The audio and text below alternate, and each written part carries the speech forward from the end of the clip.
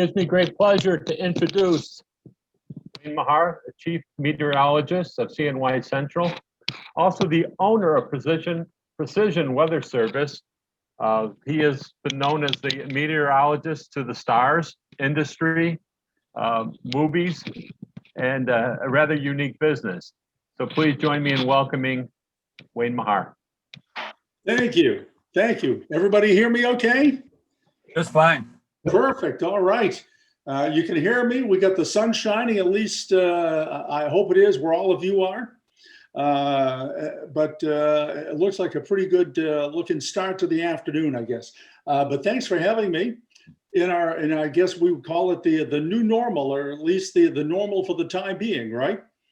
With the way we're doing talks, given many talks to Rotary. As a matter of fact, I'm not sure. I may have been to Auburn Rotary a number of years ago. By this time, over 36 years at CNYCentral TV, it's easier to keep track of where I haven't been rather than where I have. But that's a good thing.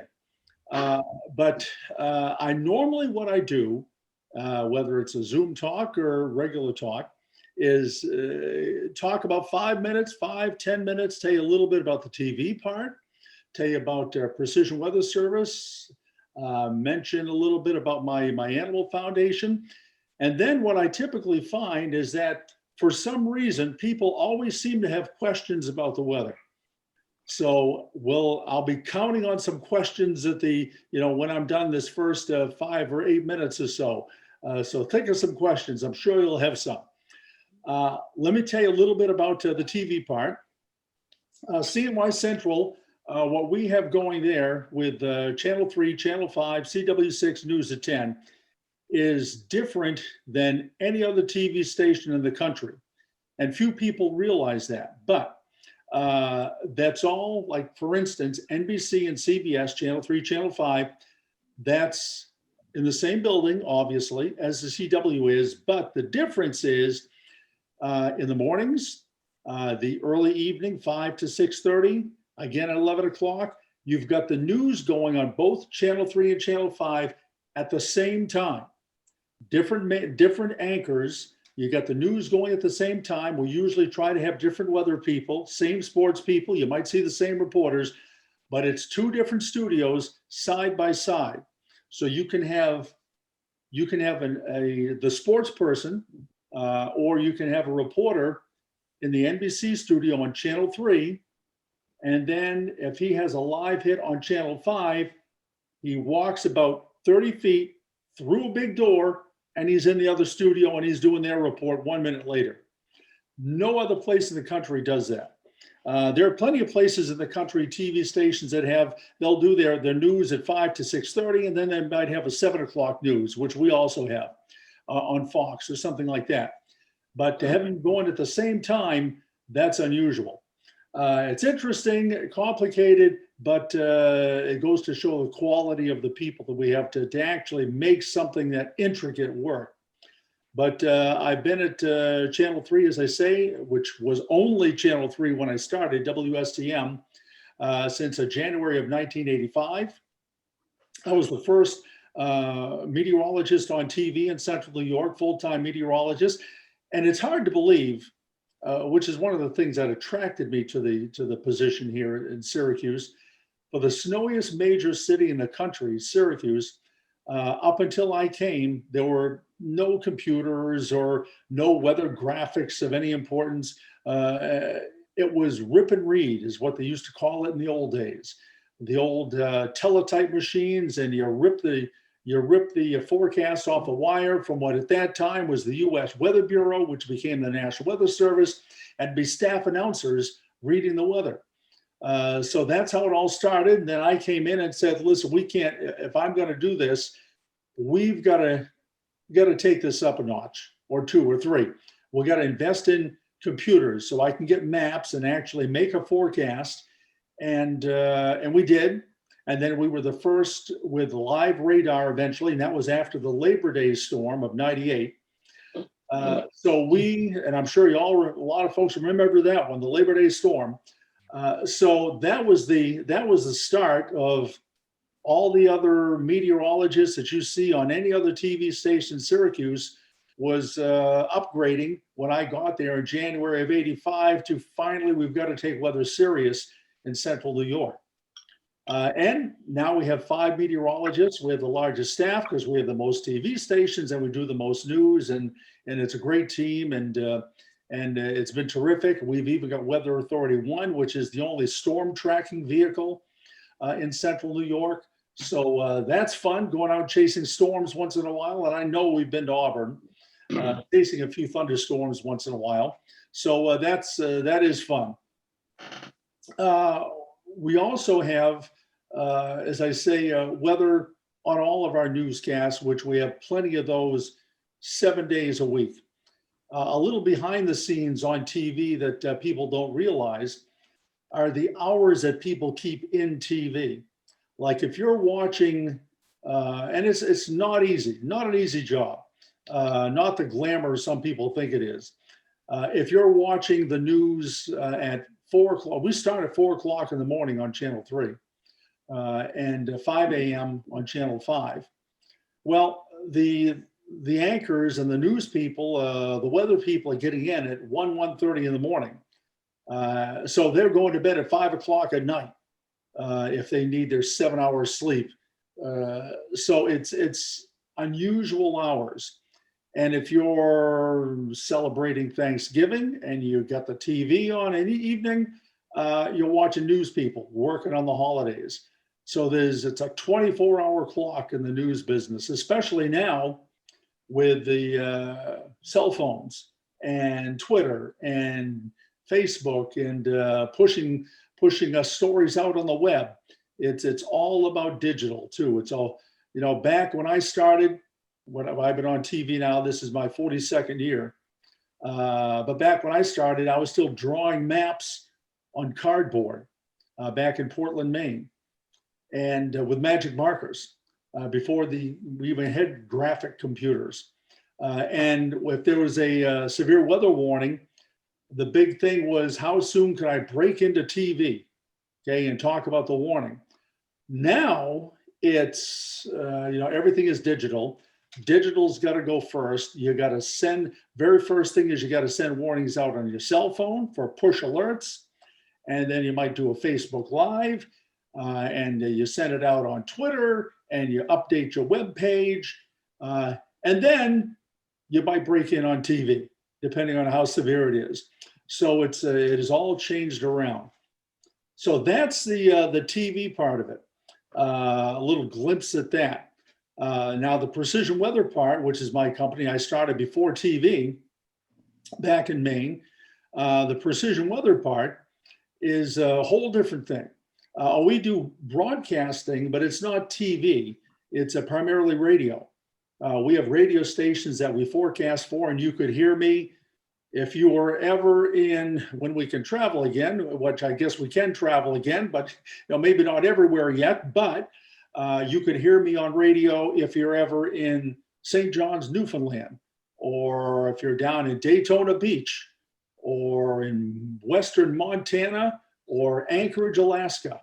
You might hear me on the radio, or one of the people that work with me, one of the people that work for me in our company, Precision Weather Service. We do forecasting, New York City transit system. We have clients all over the country, and a big part of that, we have our event area, and the event section forecasts for most of your bigger events around the country, or even around the world. They need specialized weather forecasting where the broadcast general forecasting just isn't detailed enough. Like for Super Bowl, which was in Tampa at Raymond James Stadium, if you watch the Super Bowl at all, or a couple of weeks after the Super Bowl, if you happen to watch WrestleMania down at Raymond James Stadium in Tampa, we were on the phone with them and sending them reports, and on the phone often because there were thunderstorms in the area, and we have to tell them where the thunderstorms are. They had 25,000 fans, I believe is what it was, 23,000 fans. We had to tell them when to send people inside because of the lightning. and we alerted them days in advance for what was coming up. And it's all very, very detailed and specific. Because the general forecast that we do on TV, as I say, isn't enough detail to help them in the decisions that they've got to make, which is oftentimes life-making, life-making decisions or life-threatening decisions if you've got bad weather. Back a number of years ago, I remember one of the events that I worked, Toby Keith was in concert. It was the Sarnia Bay Fest, which is up in Ontario in Canada. And there was a tornado warning to the county in the States, East Central Michigan, just to the west of them. And the tornado was coming across, heading towards the site. And there were 10,000 people outdoors, and they had a tornado warning, tornado sighted. And I was on the phone with them because you need time to evacuate. It takes time to evacuate 10,000 people. So it's quite a bit of pressure. It's a lot more pressure, to be honest, than the TV broadcast type of pressure where you've actually got lives at stake. But we do all the forecasting and precision weather. As I say, it's radio, it's ski areas all over the country, and most of your Hollywood events, the Oscars and Academy Awards and big concerts around the country. So that's the private consulting side of weather. Part of that too is also, you may not realize this, forensic meteorology, which I do a lot of that. That's doing very detailed weather research for court cases and all over the country, and then testifying in court as an expert witness if it's slip and falls or vehicle accidents or property damage from storms, anything like that. So I do a lot of that. So again, that's all vastly different than the broadcasting part. And then finally, if that doesn't keep me busy enough, I've got my Priscilla Maher Animal Welfare Foundation, which I started in the name of my mom, who passed away in 2007 because she always loved animals. And it was only her and a dog or a cat growing up, because I got married young at 19. And so it was only her and an animal. And much like a lot of adults now, young adults, older adults, their companion is an animal, a dog or a cat. And so when she passed on, I started that in her name. And now we have one of the largest animal rescue events in the country every fall, Canine Carnival, which is in Syracuse. And so far in the past 10 years, we've been able to donate back to animal rescues in central New York. I'm proud to say more than $300,000 to help the rescues. And they're the ones that do the day in and day out hard work of keeping care of all these animals that are being fostered or rescued. So that's my story as far as what I typically do. Do you have any questions so far on any of that? Go ahead. Wayne, my question to you is you use some different weather models and to determine the weather and forecast the weather. How do you know which one is the correct one? Well, Ed, that is a great question. I mean, we have computer weather models, and we use satellite like this. We use weather maps. They're all on computer nowadays. There are there are so many different weather models. Let's put it this way. The easy answer is this, Ed. If we as meteorologists knew which weather model to use, which was going to be the best, we would probably never be wrong. But that's the key, is every day we've got European model, Canadian model, various versions of the US models, Japanese model. And you take all of these computer models, and then there are ensembles where they'll take like for instance, they'll take a US or a European model, and they will purposefully change a few things around in the model and run it again. So you don't get just one. It'll show you 50, depending on which model it is, 40 to 50 different possible outcomes. Okay, figuring that if something's wrong, we'll just change this a little bit, and now we'll see what the model shows us.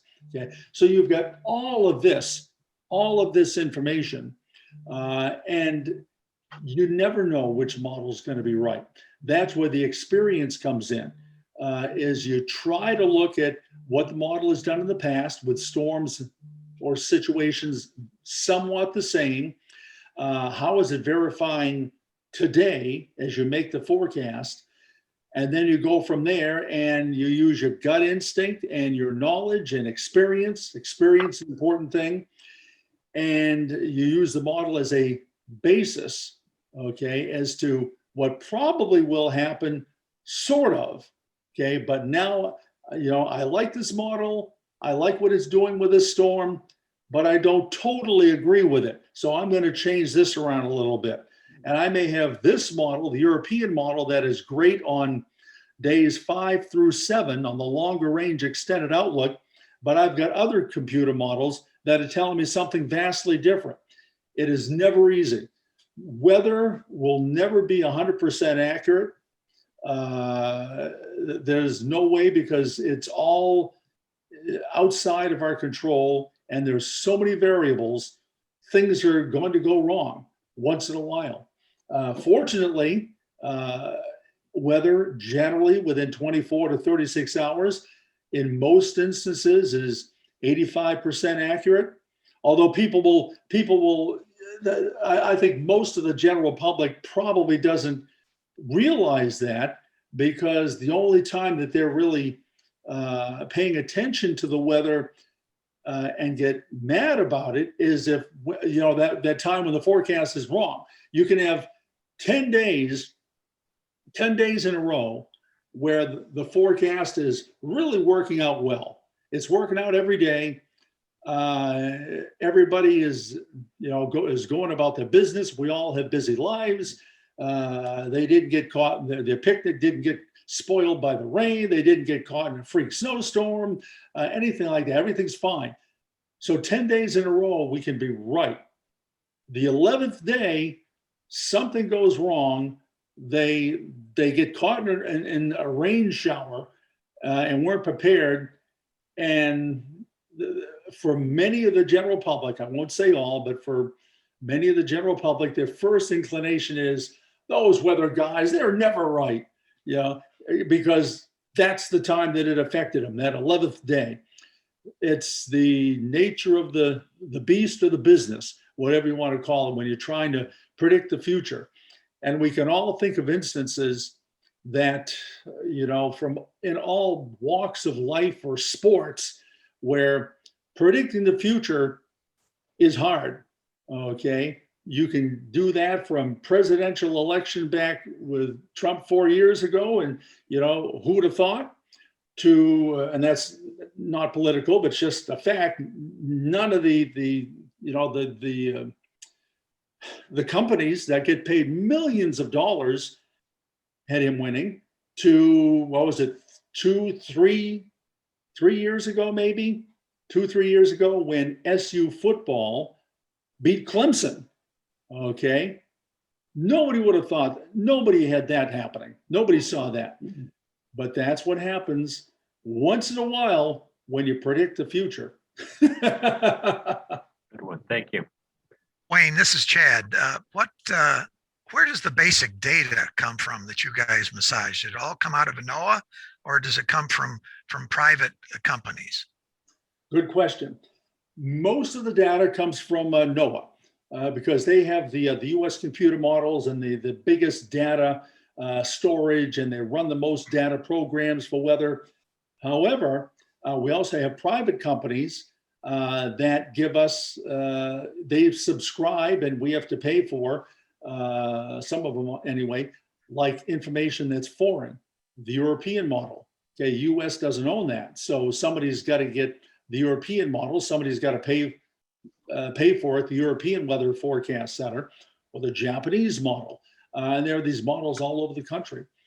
So it's, let's say it's roughly 70%, 75% NOAA, and the other 25% is through private companies or certain sites on the web that we know these models are there, and we have to pay for some of these sites to get the information, specialized information that all helps us make the forecast. Does NOAA charge for any of that? No, Okay. no, generally does not. No. That's all part of the taxpayer dollars, I guess, that supports NOAA, and since NOAA is a government agency. Mhm. Yeah. Yes, go ahead. I can't. Okay, Mac, you're muted. You're muted. How about now? There you go. Now we hear you.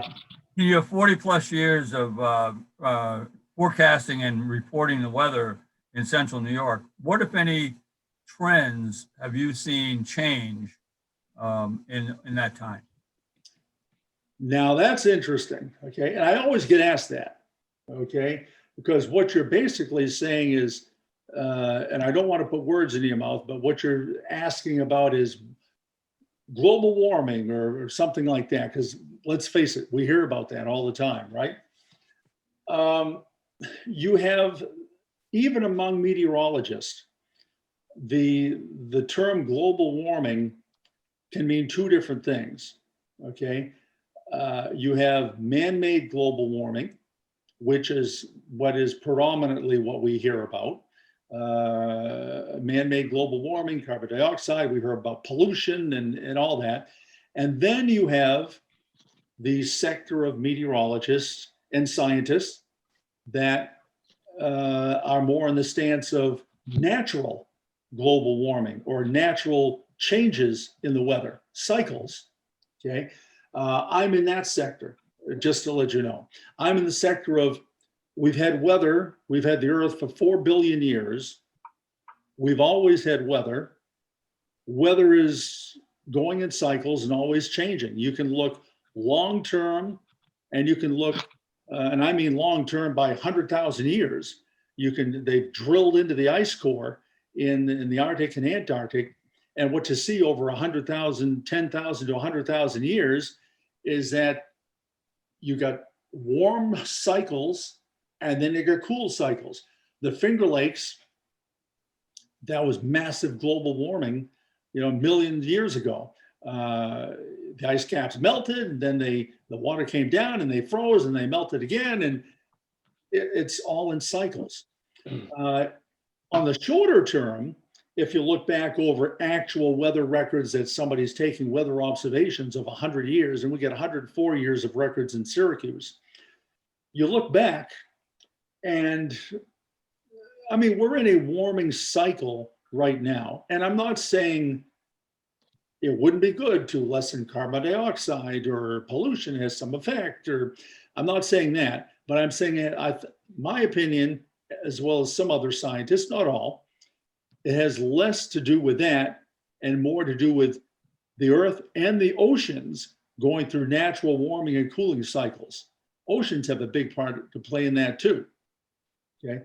But if you go back in the near term, 104 years of weather records, do you know that in 104 years in central New York, the warmest spell of weather we ever had was back in 1936. Okay. We had 4 days in a row. It was 100, 102, 101, 100. 4 days in a row. We've never seen anything close to that. Okay.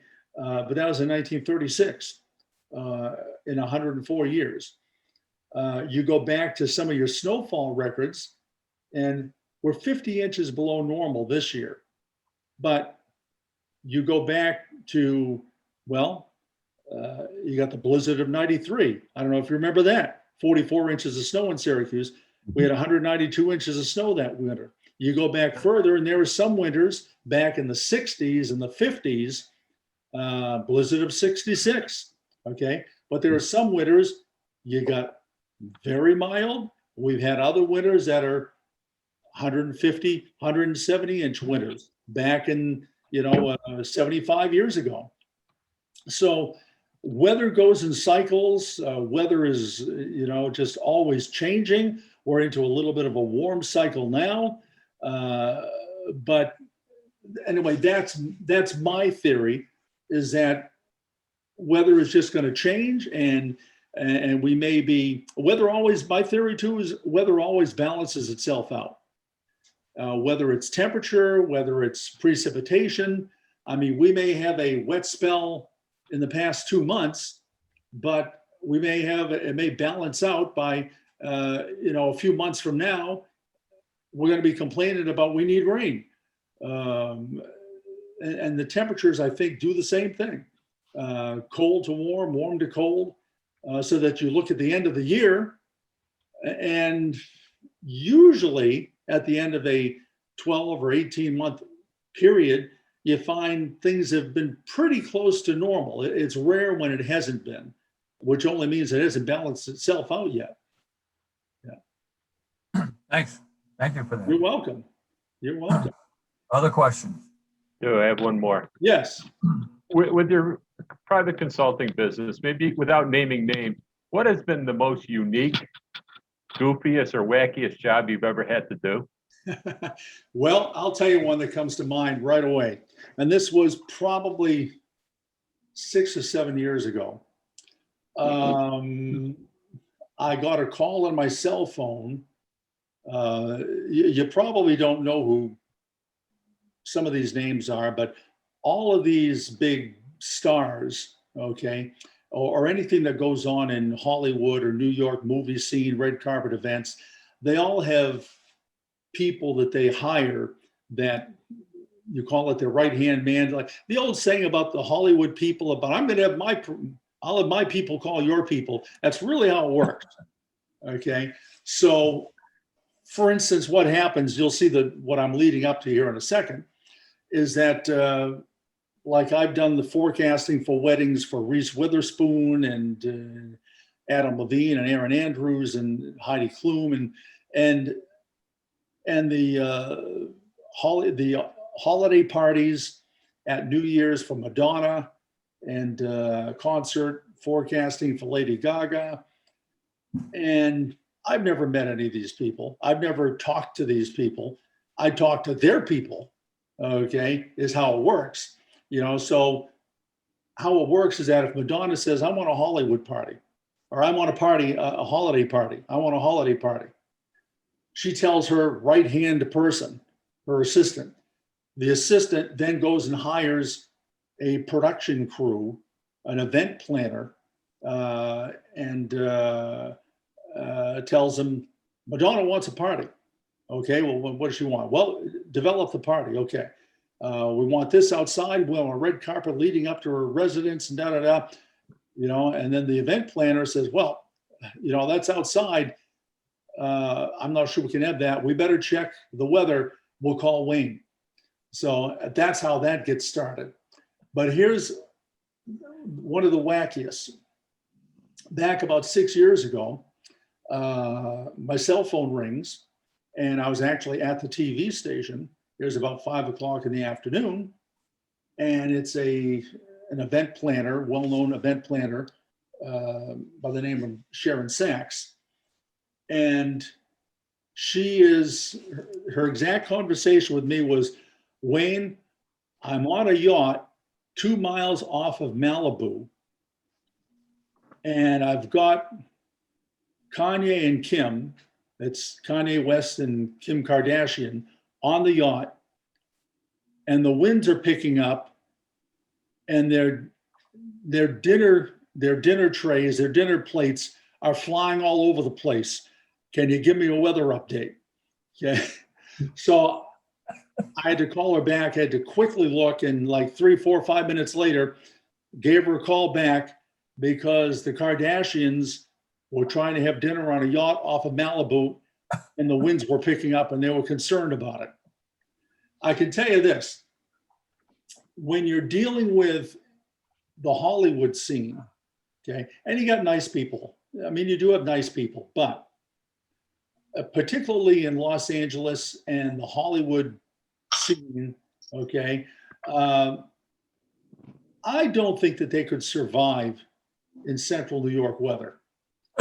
Because to them, when you say 20% chance for a few sprinkles, they're all in a fluster and they're going to spend $75,000 on tenting because you said 20% chance for a few sprinkles.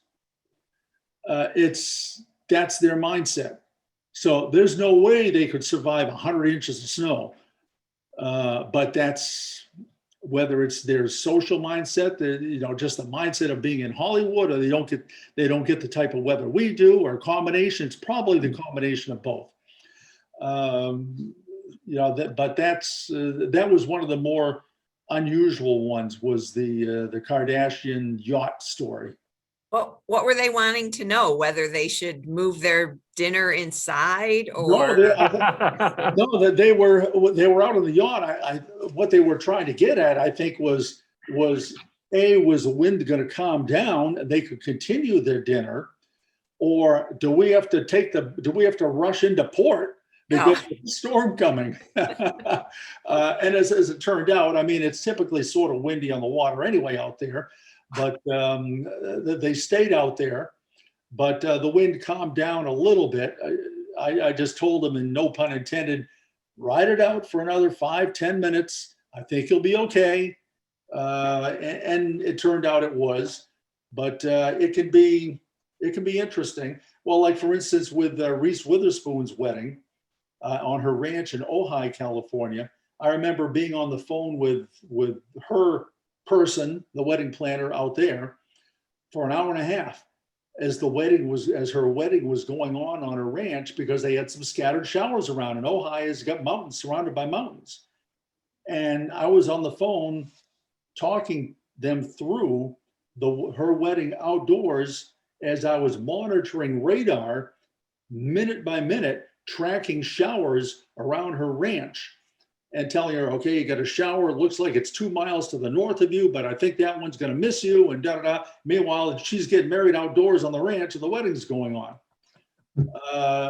So my daughter's getting married in August, and for the right price, I could call you and have you tell me. Well, I'll tell you what, Lisa, if you know my email, get it from Ed, give me a call, okay?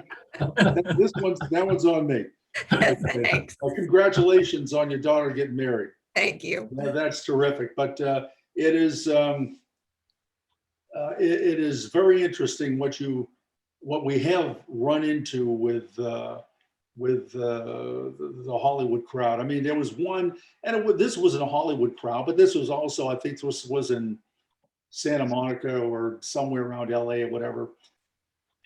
And I mean, it could be at times, I mean, real pressure, not only just in storms, and you got people you may need evacuating, but this was one I remember. It was some function at now I remember, Warner Brothers studio in Burbank, California. Warner Brothers studio, Burbank, California. And I had been doing lead up forecasting. They had a big event for, did you ever hear Brunswick Pool Tables?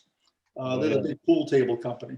Well, anyway, they had some big event at Warner Brothers, and they had 100 pool tables. And I don't know, these are $5,000, $10,000 a piece, big top of the line pool tables. 100 of these out on the Warner Brothers lot. And I had said that it was, sunshine, a few clouds, chance of rain low, don't worry about it. Well, a shower popped up, a heavy shower. And once in a while, you get the right conditions in Los Angeles, and you can get heavy showers, very localized, that turn into thunderstorms, that turn not only torrential downpours, but they produce hail, like marble-sized hail, okay? And she calls me up, you got these 100 pool tables outside in the wide open, and Wayne, we need a weather update. It looks like there's dark clouds, just to our south, and it looks like they're moving in. And there was a heavy thunderstorm, like 2 miles from them, and they got 100 pool tables out there. And I told them there was nothing to worry about, So now the pressure is on, and it's like, you know, they had to cover up the pool tables. Fortunately, the storm skirted just north or northeast of them, but it's like I'm sweating bullets on this one, you know, because that's just one you're just thinking to yourself, oh no, you know, it's again vastly different than TV, but it's always interesting. You know? Beautiful. Any other questions? All right. Well, it looks, Wayne, it's always a pleasure hearing your stories. And yes, you have been in Auburn to the Auburn Rotary Club in the past, and it was a pleasure back then as well. I absolutely applaud you for the amount of time that you have spent producing weather forecasts for us here in Central New York. And I don't recall more than maybe, I don't know, 1 or 2 times when you were wrong. But usually it was the weather that was wrong. So, you're generous. Yeah, thank you very much. It's my pleasure, and I appreciate you inviting me. And I was fully prepared today. If you needed a long-range outlook, I was prepared. Wow. That's the old reliable, or the old unreliable. But it's good to. But it's got a few good jokes in it anyway. But hey, thank you very much. It's been a pleasure. It's great to see you. Maybe at some point in the future we can do it again, and this time we can all be there in person, right? Yeah. all right. Thanks, Okay, look Wayne. forward Thank to it. you. Thank you again. Care yourselves. Thank you. Bye now. All right, Thank Wayne, you. thank you. Bye now. Bye, thank you. Thank you. Bye, Wayne.